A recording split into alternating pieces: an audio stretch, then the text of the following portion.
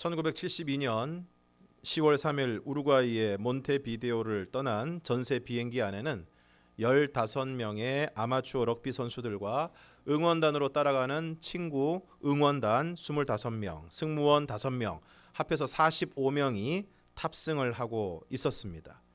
그런데 그만 안타깝게도 악천후로 인해서 이 비행기가 안데스 산맥에 아무런 식량도 없이 동체 착륙을 하고 말았습니다. 바깥에는 모든 것이 얼어붙은 상태였습니다. 45명이 67일간의 사투 끝에 살아서 구출된 사람은 16명이었습니다. 이들은 무려 67일 동안이나 산속에 고립되어 있었는데, 이들이 그 67일 동안 산속에 고립되어 있었음에도 불구하고 살아남을 수 있었던 것은 죽은 사람의 살을 뜯어먹고 연명을 했기 때문입니다. 날씨가 너무 추워서 시신이 부패하지 않고 그대로 얼어버렸기 때문에 꽁꽁언 시신을 조금씩 뜯어먹으면서 생명을 이어갔습니다. 16명의 생존자 중에 호세라는 청년이 있었습니다. 이 호세라는 청년은 어려서부터 주일학교 예배와 성만찬에 빠지지 않았던 청년이었습니다.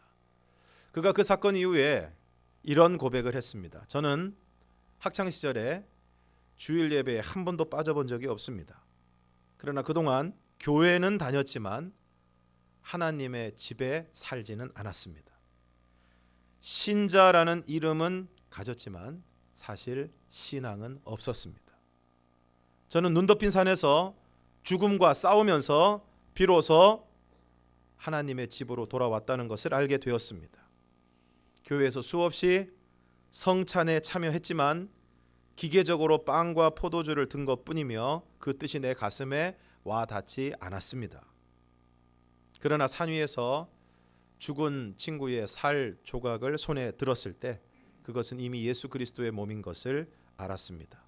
그리고 사랑이 무엇이며 십자가가 무엇인지 깨달았습니다. 오늘 본문 23절에서 25절까지의 말씀을 우리가 함께 읽겠습니다. 시작. 내가 너희에게 전한 것은 주께 받은 것이니 곧 주 예수께서 잡히시던 밤에 떡을 가지사 축사하시고 떼어 이르시되 이것은 너희를 위하는 내 몸이니 이것을 행하여 나를 기념하라 하시고 식후에 또한 그와 같이 잔을 가지시고 이르시되 이 잔은 내 피로 세운 새 언약이니 이것을 행하여 마실 때마다 나를 기념하라 하셨으니. 오늘 우리가 읽은 고린도전서는 사도 바울이 기록한 것입니다. 그러므로 여기서 나는 바로 사도 바울을 뜻하는 것입니다. 그런데 내가 너희에게 전한 것은 주께 받은 것이라고 말씀하고 있습니다. 곧 주 예수께서 잡히시던 밤에 떡을 가지사, 여기서 떡은 우리가 흔히 생각하는 떡이 아니라 이스라엘 사람들이 주식으로 만든 둥글고 납작한 빵을 말씀하는 것입니다.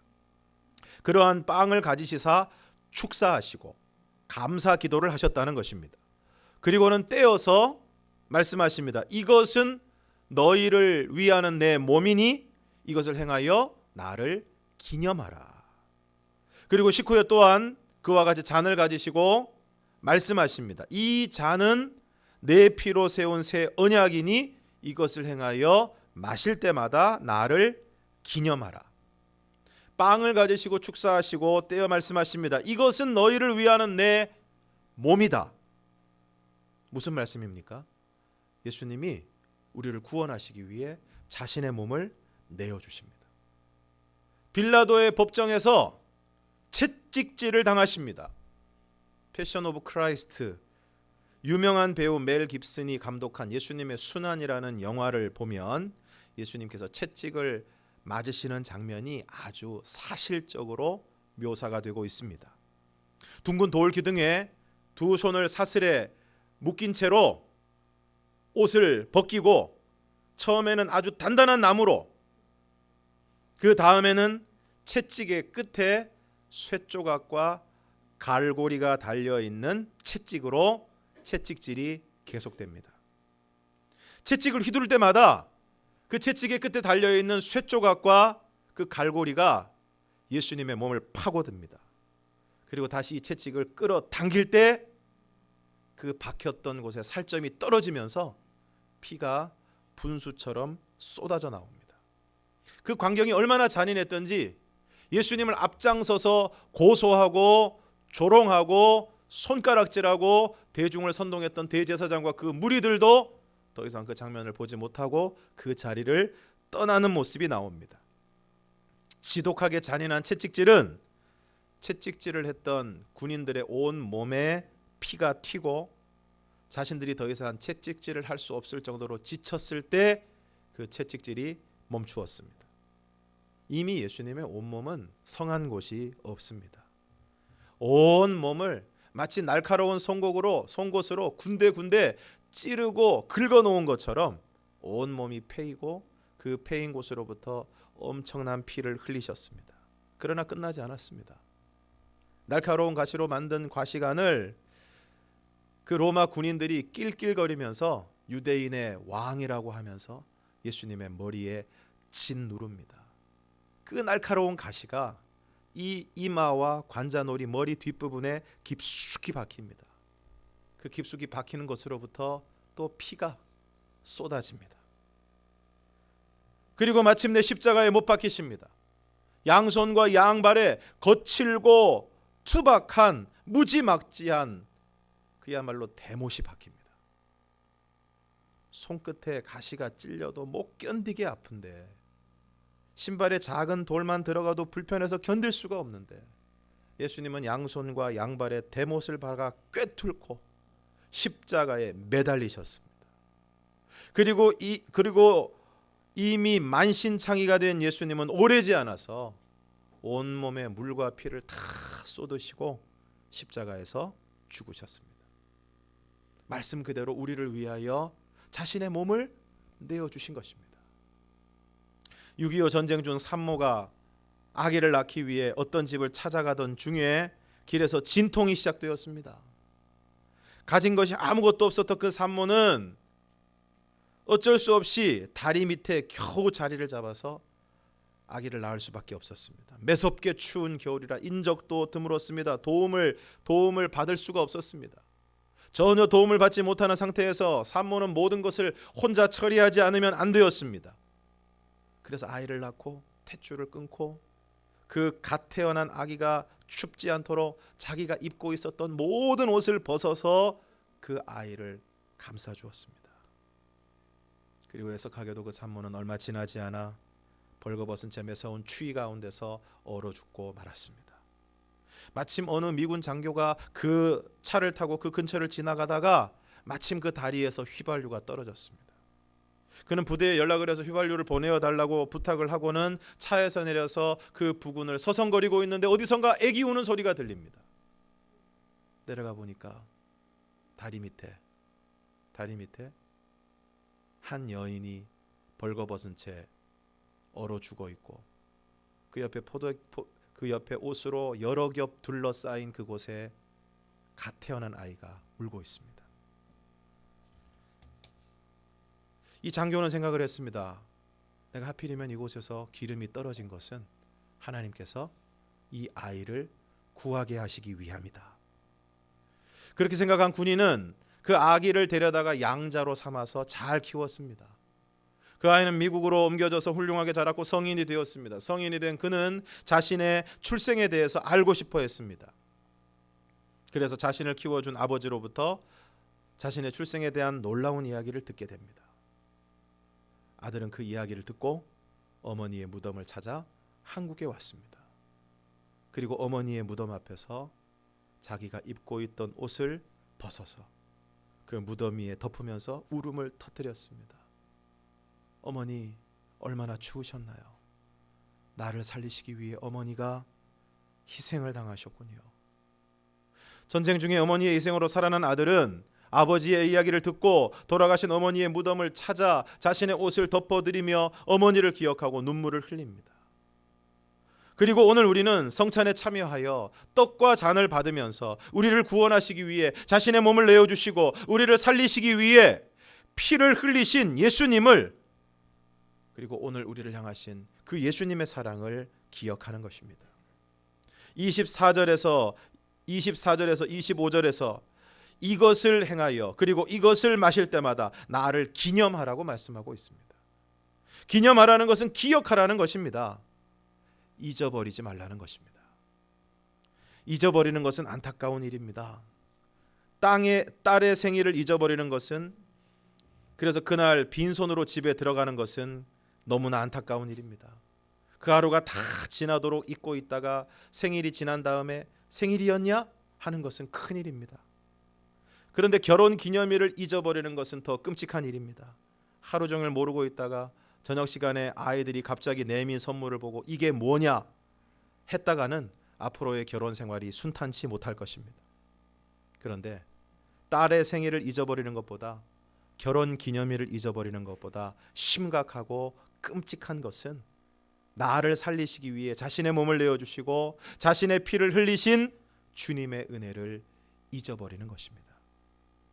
영국의 유명한 설교자 스펄전 목사님이 한 번은 자기 서재에서 울고 있었습니다. 걱정이 된 사모님이 가서 묻습니다. 아니 여보, 왜 울고 있어요? 스펄전 목사님이 이렇게 대답을 합니다. 여보, 글쎄 내 마음이 얼마나 침체되었는지, 내 마음이 얼마나 냉랭해졌는지 내가 십자가를 봐도 마음에 감동이 없어요. 사랑하는 성도 여러분, 오늘 여러분은 십자가를 볼 때 감동이 있으십니까?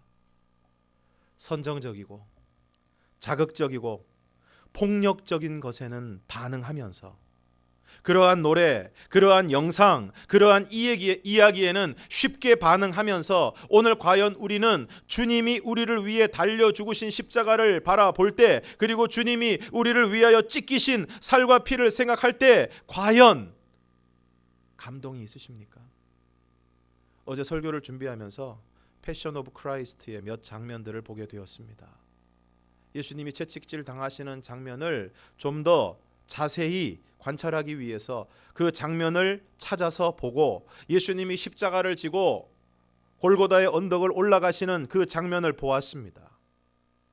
오늘 우리가 십자가를 보아도 아무 감동이 없다면 성찬 예식을 행하는 것으로도 나를 위하여 살을 찢으시고 피를 흘리신 주님의 그 고난이 마음에 와 닿지 않는다면, 그저 예배 시간이 좀 더 길어져서 부담이 되는 수준이라면 오늘 우리는 예수님의 생애를 다룬 영화를 한번 보는 것이 도움이 될 것입니다.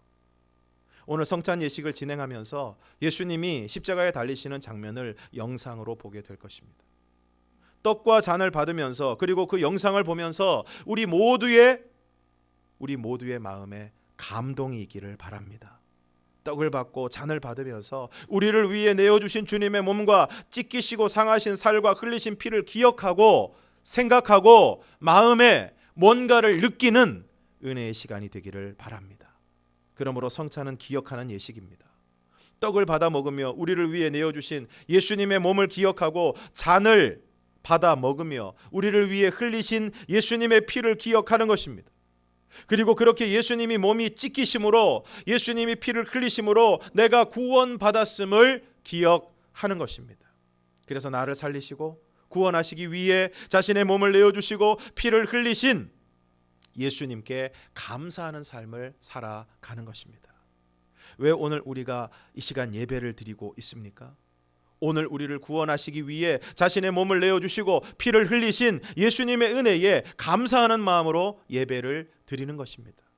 그래서 예배는 감사고, 감사를 표현하는 것이 바로 찬양인 것입니다. 사랑하는 성도 여러분, 오늘 여러분에게 감사가 있습니까? 오늘 나를 구원하신 예수님에 대한 감사, 나를 위하여 살이 찢기시고 피를 흘리신 예수님에 대한 감사가 있습니까? 오늘 우리에게 감사가 식어 있지 않습니까? 스펄전 목사님처럼 십자가를 봐도 감동이 없고 예배를 드려도 찬양을 불러도 말씀을 들어도 감동이 없지 않습니까? 마태복음 11장 16절과 17절 말씀을 우리가 함께 읽겠습니다. 시작. 이 세대를 무엇으로 비유할까? 비유하건대 아이들이 장터에 앉아 제 동물을 불러 이르되 우리가 너희를 향하여 피리를 불어도 너희가 춤추지 않고 우리가 슬피 울어도 너희가 가슴을 치지 아니하였다 함과 같도다. 아이들이 모여서 결혼식 놀이를 하고 장례식 놀이를 합니다. 결혼식에서 피리를 불면 춤을 추어야 됩니다. 그리고 장례식에서 슬피 울면 가슴을 쳐야 합니다.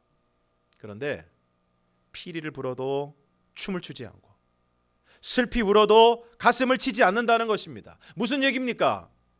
반응이 없다는 얘기입니다. 피리를 불어도 반응이 없고 슬피 울어도 반응이 없다는 것입니다. 세례 요한이 와서 회개하라고 소리를 질러도, 예수님이 와서 천국이 가까이 왔다, 회개하라, 천국 복음을 전하셔도 당시 세례 요한의 이야기를 듣는 그 세대의 사람들이, 예수님 당시 세대 사람들이 마치 이와 같이 반응이 없었다는 것입니다. 오늘 이 세대의 모습은 어떻습니까? 온종일 스마트폰을 들여다보면서 지하철을 타고 버스를 타고 가면서도 스마트폰을 들여다보고, 심지어는 길을 걸으면서 스마트폰을 보다가 사고가 나기도 하고, 그렇게 온종일 선정적이고 자극적인 영상과 폭력적인 게임들에 빠져 있지는 않습니까? 말도 안 되고 도덕적으로 문제가 있는 영상임에도 그저 재미가 있다는 이유로 그러한 영상을 올리는 사람의 영상을 구독하는 사람이 무려 100만 명을 넘고, 오늘 그런 사람들을 소위 SNS 스타라고 부른다고 합니다. 또 그런 사람들을 관리하는 기획사가 생겨나고, 또 그런 사람들에게 기업에서는 광고를 주어서 그런 사람들이 돈을 많이 벌게 되는, 그래서 그러한 영상들이 계속되어서 유포되고 있는, 이제 이 시대의 스타는 힙합 음악을 중심으로 하는 곡을 만들어내는 작곡가들, 또 게임 개발자들,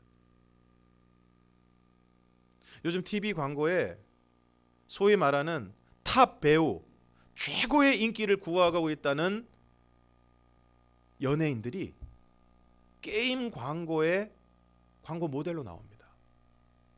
그 광고를 보면서 저희 아이들이 그런 얘기를 합니다. 도대체 돈을 얼마나 많이 줬길래 저 사람이 저런 광고에 나오나. 너무나 우스꽝스러운 모습으로 칼을 들고 막 뛰어가는 모습을 보여주면서 게임을 광고합니다. 그 모든 게임들이 전부 칼을 휘두르고 창을 던지고 총을 쏘고 전쟁을 하고 사람들을 끔찍하게 죽이는 그런 게임들입니다. 인터넷상에서 만화를 공급하는 웹툰 작가들, SNS나 동영상 사이트에 수많은 팔로워들을, 구독자들을 보유하고 있는 SNS 스타들이 요즘에는 스타들입니다. 정말 걱정되고 안타까운 것은 소위 말하는 이 SNS 스타들이 사람을 끌어모을 수만 있다면 무슨 일이든지 한다는 것입니다. 더 자극적이고 더 선정적이고 더 말도 안 되는, 전혀 도덕적이지 않은 그러한 일들을 자행하고 그것을 찍어서 자신들의 그 영상 사이트에 올린다는 것입니다. 실제로 길거리에서 사람을 때리는 폭력적인 장면을 그대로 찍어서 여과 없이 그대로 올리기도 하고, 심지어는 아주 위험한 실험들을 해서 자신의 발등 위로 차가 지나가게 하고, 또 그러한 실험으로 인해서 실제로 그 발에 심각한 부상을 입었음에도 불구하고 계속해서 그런 자극적인 영상들을 동영상 사이트에, SNS에 계속해서 올리는 것입니다. 더 큰 문제는 사람들이 그런 것들을 좋아하고 열심히 찾는다는 것입니다. 그리고 그렇게 하는 사람들의 대부분이 바로 우리들의 아이들이고 청소년들입니다. 또 요즘 군인이 나오는 드라마에 수많은 사람들이 열광하고 있습니다. 어디를 가든 그 드라마가 화제가 되고 그 드라마를 보는 낙으로 산다고 이야기하기도 합니다. 문제는 과연 우리가 요즘 유행하는 음악을 듣는 것만큼, 내가 좋아하는 음악을 들을 때 쾌감을 느끼고 가슴이 뛰고 온 몸에 기분이 좋아지는 것만큼, 인터넷 영상을 보는 것만큼, 인기 드라마를 본방사수하는 것만큼 과연 나는 예수님에게 반응하고 있느냐는 것입니다. 예수님 당시의 사람들에게 예수님이 안타까운 심정으로 이야기하십니다. 우리가 너희를 위하여 피리를 불어도 춤을 추지 않고 우리가 슬피 울어도 너희가 가슴을 치지 않았다. 그리고 말씀하십니다. 요한계시록 3장 20절을 우리가 함께 읽겠습니다. 시작. 볼지어다 내가 문 밖에 서서 두드리노니 누구든지 내 음성을 듣고 문을 열면 내가 그에게로 들어가 그와 더불어 먹고 그는 나와 더불어 먹으리라. 지금 예수님께서 문 밖에 서서 두드리고 계신다는 것입니다. 그래서 누구든지 내 음성을 듣고 문을 열면 내가 들어가서 그와 함께 더불어 먹으리라. 왜 예수님께서 문 밖에 서서 문을 두드리고 계십니까? 문 좀 열라는 것입니다. 제발 좀 문을 열라는 것입니다. 주님의 음성에 좀 귀를 기울이라는 것입니다. 주님의 역사하심에 반응하라는 것입니다. 여러분, 오늘도 우리가 전교인 전도를 하는데 전도해 보셨습니까? 전도지를 전하면 요즘 어떻습니까? 관심도 없고 반응도 없습니다. 관심도 없고 반응도 없습니다. 예수 믿는 것이 얼마나 중요하고 얼마나 절박한 일인지를 모릅니다. 예수를 믿으면 구원을 받고 예수를 믿지 않으면 영원한 멸망의 자리에 떨어진다는 것을, 그리고 그곳에서 영원을 지내야 한다는 것을 모르는 것입니다. 그래서 관심도 없고 반응도 없습니다. 그런 사람들을 보면 우리는 안타깝다고 생각합니다. 답답하다고 생각합니다. 왜 깨닫지 못하느냐라고 생각합니다. 그런데 그들을 안타깝다고 말하는 오늘 우리들의 형편은 어떻습니까? 오늘 우리들의 모습이 피리를 불어도 춤추지 않고 슬피 울어도 가슴을 치지 않는 모습은 아닙니까? 죄를 지어도 그 죄로 인하여 아파하지 않고 말씀대로 살지 않아도 전혀 불편하게 느껴지지 않는 그런 모습은 아닙니까? 믿지 않는 사람들과 다르지 않는 삶을 살아가고 있음에도 불구하고 그것이 전혀 문제가 되지 않는 영적인 불감증과 무반응의 모습으로 살아가고 있지 않습니까? 요한계시록 3장에서 주님은 사대교회에 대해서 이렇게 말씀을 하십니다. 요한계시록 3장 1절에서 3절을 우리가 함께 읽겠습니다. 시작. 사대교회의 사자에게 편지하라. 하나님의 7 영과 7 별을 가지신 이가 이르시되 내가 내 행위를 아노니 내가 살았다 하는 이름은 가졌으나 죽은 자로다. 너는 일깨어 그 남은 바 죽게 된 것을 굳건하게 하라. 내 하나님 앞에 내 행위에 온전한 것을 찾지 못하였노니 그러므로 내가 어떻게 받았으며 어떻게 들었는지 생각하고 지켜 회개하라. 만일 일깨지 아니하면 내가 도둑같이 이르리니 어느 때에 내게 이르는지 내가 알지 못하리라. 오늘 주님께서 사대교회에 대해서 이렇게 말씀하십니다. 내가 살았다 하는 이름은 가졌으나 죽은 자로다. 사랑하는 성도 여러분, 오늘 우리가 예수는 믿는다고 하는데 오늘 주일날 주님 앞에 나와서 예배도 드리는데 어쩌면 오늘 우리의 영혼이 무감각하고 무반응한 상태에 있지 않습니까? 몸은 와 있지만 생각은 딴 곳에 가 있고 예배를 드리는 이 한 시간 찬양을 불러도 기도를 해도 말씀을 들어도 반응이 없는 그런 상태에 있지는 않습니까? 사랑하는 성도 여러분, 오늘 우리들의 영이 살아나기를 바랍니다. 오늘 우리들의 마음이 주님께 반응하기를 바랍니다. 오늘 예배를 드리고 특별히 오늘 성찬 예식을 진행할 때 성령님께서 우리의 마음을 만져주시고 깨워주시기를 바랍니다. 그래서 우리의 영이 깨어나고 우리의 마음이 주님께 반응하고 말씀에 반응하고 성령님께 반응할 수 있기를 주님의 이름으로 축원합니다. 오늘 계시록 3장 3절에서 뭐라고 말씀하고 있습니까? 만일 일깨지 아니하면 내가 도둑같이 이르리니 어느 때에 내게 이르는지 내가 알지 못하리라. 오늘 우리는 깨어나야 됩니다. 오늘 우리의 영이 깨어나야 됩니다. 오늘 우리의 영적인 감각이 깨어나야 됩니다. 잠에서 깨어나야 되고 세상에서 깨어나야 되고 주님을 향해서 오늘 저와 여러분의 영혼이 영적인 감각이 깨어나는 은혜가 있기를 주님의 이름으로 축원합니다. 오늘 우리가 아주 성정적이고 자극적이고 그저 재미있는 영상에는 너무 반응을 잘 하면서 격정적인 노래와 빠른 비트의 노래를 들으면서는 우리의 심장이 빨리 뛰면서 나를 위하여 살을 찢으시고 피를 흘리신 예수님께 무반응하다면, 거기에 반응하지 못한다면 얼마나 안타까운 일입니까? 오늘 온통 세상으로 쏠려 있던 우리의 마음이 다시금 주님을 향하여 돌아서기를 바랍니다. 소위 아이돌이라고 이야기하는 인기 가수들의 근황과 스케줄은 다 꿰고 있으면서 도대체 저는 기억도 못하겠는데 6명, 7명, 10명 이름을 다 알고 있으면서 아버지에 대해서는 관심도 없고 아는 것도 없다면 그 아버지가 얼마나 섭섭하시겠습니까? 오늘 이 예배를 통해서 특별히 주님의 살과 피를 받는 성찬 예식을 통해서 오늘 저와 여러분이 다시 예수님께 뜨겁게 반응하는, 다른 세상의 어떤 것이 아니라 우리 주님으로 인해서 다시금 심장이 뛰는 저와 여러분이 되기를 주님의 이름으로 축원합니다. 함께 찬양하겠습니다.